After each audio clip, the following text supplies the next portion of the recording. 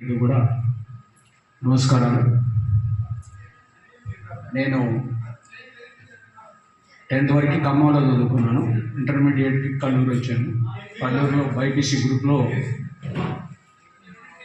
ఈ 78-80 చదువుకున్నాను.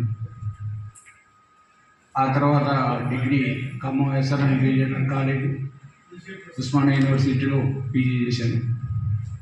ఆ తర్వాత అనుకోకుండా నేను కల్లూరులో ఇంటర్మీడియట్ చదివేటప్పుడు డిఎస్సి రాసి హైదరాబాద్కి వెళ్ళిపోయా.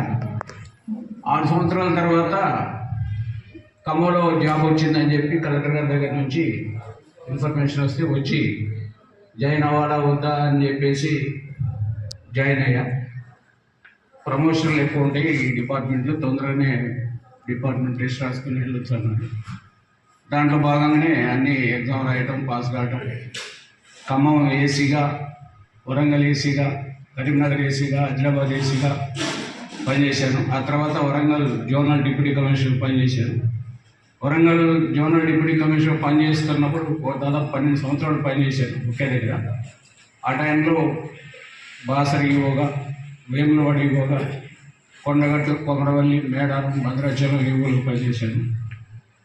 లాస్ట్లో వరంగల్ డిప్యూటీ కమిషనర్గా, భద్రాచలం ఈవోగా ఖమ్మంలోనే రిటైర్డ్ అయ్యాను. 2 బాబు, పాప. పాప అమెరికాలో ఉంటుంది, బాబు ఇక్కడ బిజినెస్ చేస్తుంటాడు. ఇక్కడ ఖమ్మం డిఎన్జిఓస్ కాలనీలోనే సెటిల్ అయ్యాడు. ఈరోజు పూర్వ విద్యార్థి మిత్రులందరినీ కలుసుకోవడం చాలా ఆనందంగా ఉంది. అనుకోకుండా నేను జాబ్ సెట్ సీన్ కోసం వచ్చాను, వాడు ఇక్కడికి తీసుకొచ్చాడు. దాంతో అందరం కలవటం జరిగింది. మీతో కలిసి భోజనం చేయడం చాలా ఆనందంగా ఉంది. అందరికి కూడా శుభాకాంక్షలు తెలియజేస్తున్నాను.